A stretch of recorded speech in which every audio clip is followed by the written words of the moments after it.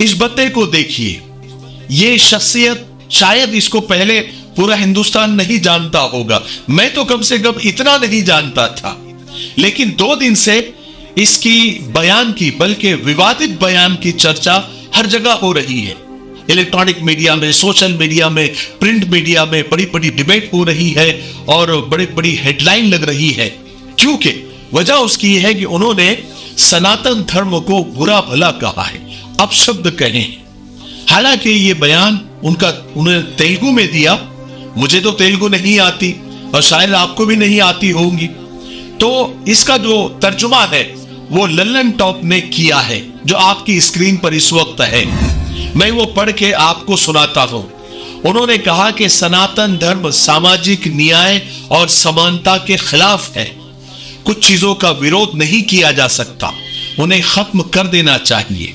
हम डेंगू, मच्छर, malaria, corona का विरोध नहीं कर सकते, हमें उसे मिटाना है। इसी तरह हमें सनातन को भी मिटाना है।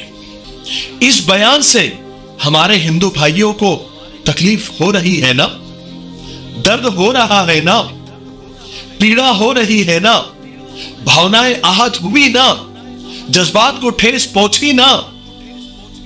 हमसे ज्यादा कौन समझ सकता है?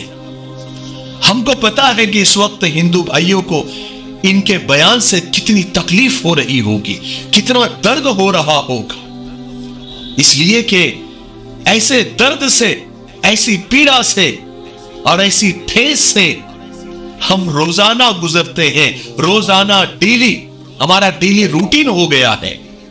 जब भी हम सोशल मीडिया ओपन करते हैं तो कोई ना कोई सड़क छाप, कोई ना कोई चोर उचक्का इस्लाम और मुसलमानों को मिटाने की बात करता हुआ मिल ही जाता है। हमारी तो ऐसी हालत हो गई है कि 1-2 जख्म नहीं, जिस्म सारा है छलनी। दर्द बेचारा परेशान है कि कहां से निकले। हम उदय स्टालिन के इस बयान की भरपूर अल्फाज में मजम्मत करते हैं, निंदा करते हैं, और साथ साथ हम इस साधु की बयान की भी भरपूर अल्फाज में मजम्मत करते हैं, और सबको करनी चाहिए। कुरान और हदीस जैसी किताब की धरती पे कोई आवश्यकता नहीं है, क्योंकि ये किताबें केवल कत्लो गारत, लूटमार और बलात्कार सिखाती हैं। इसके सिवा इन किताबों की कोई देन नहीं है, तो इन किताबों की यहां कोई जरूरत नहीं है।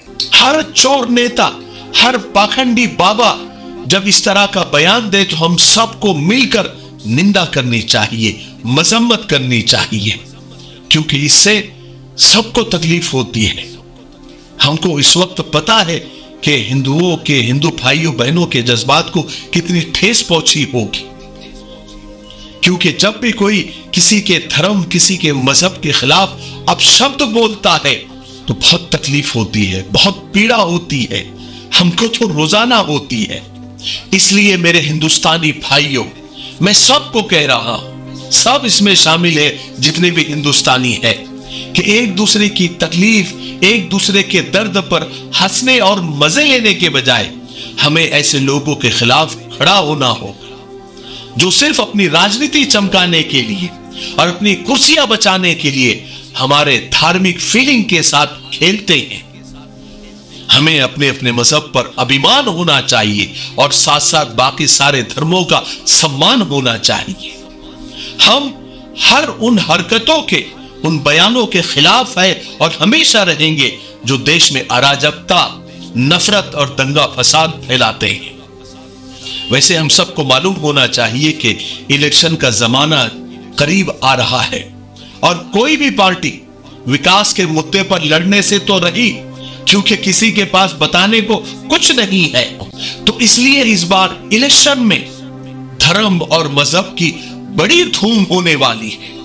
बात बात में मजहब और धर्म को बीच में लाकर हम सबको लड़ाया जाएगा।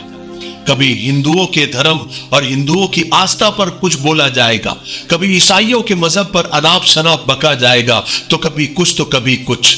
समझने ही नहीं देती सियासत हमको सच्चाई, कभी चेहरा नहीं मिलता, कभी दर्पण नहीं मिलता। और रही इस्लाम की बात, तो इस्लाम मजहब पर हमले तो इनका रोजाना का मामूल बन गया है। नाश्ता करके वो यही काम शुरू कर देते हैं। दिन रात इस्लाम के मुद्दे पर चीखा और चिल्लाया जाता है। मीडिया की तो रोजी रोटी इसी पर चल रही है।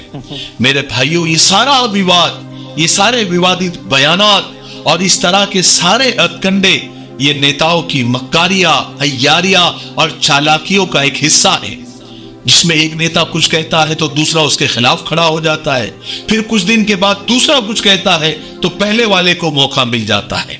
यानी कुल मिलाकर देश के सभी मजहब के मानने वालों के जज्बात के साथ खेला जाता है, आवाम का ध्यान भटकाया जाता है और सभी पार्टियां एक दूसरे को मुद्दे देती रहती हैं। नए किरदार आते जा रहे हैं मगर नाटक पुराना ही चल रहा है। ऐसा लगता है जैसे शतरंज की बिसात बिछी हुई है, नंबर नंबर से सब अपनी अपनी अपनी चाल चलते हैं। कभी कोई मजहब न खतरे में था न रहेगा, खतरा तो इनकी कुर्सियों को है। ये अय्यार, ये चालाक लोग धर्म को खतरे में बताकर अपनी कुर्सी को खतरे से निकाल लाते हैं। हमारा हाल तो हर इलेक्शन में ऐसा हो जाता है कि पहुंच गए हैं इलेक्शन के फिर दौरे पर, तुम्हें बताऊं मेरे भाई किस तरफ जाए, इधर मियां इधर माई किस तरफ जाए, इधर कुआं इधर खाई किस तरफ जाए। इसलिए मेरे भाइयों, हमें इन शातिरों के धोखे में नहीं आना चाहिए।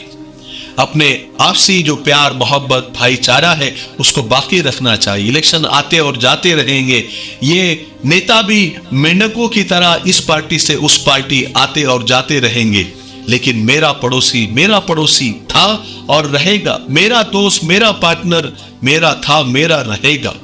हमें इन नेता और इलेक्शन के चक्कर में अपने आपसी ताल्लुकात खराब नहीं करने चाहिए, ठीक है। और ये नेता लोग भी अपने आपसी ताल्लुकात खराब नहीं करते। ये स्क्रीन पर हमारे सामने लड़ते हैं लेकिन बाद में बैठकर चाय पीते हैं, खाना खाते हैं, सबका अपना सब रिलेशन अच्छे हैं।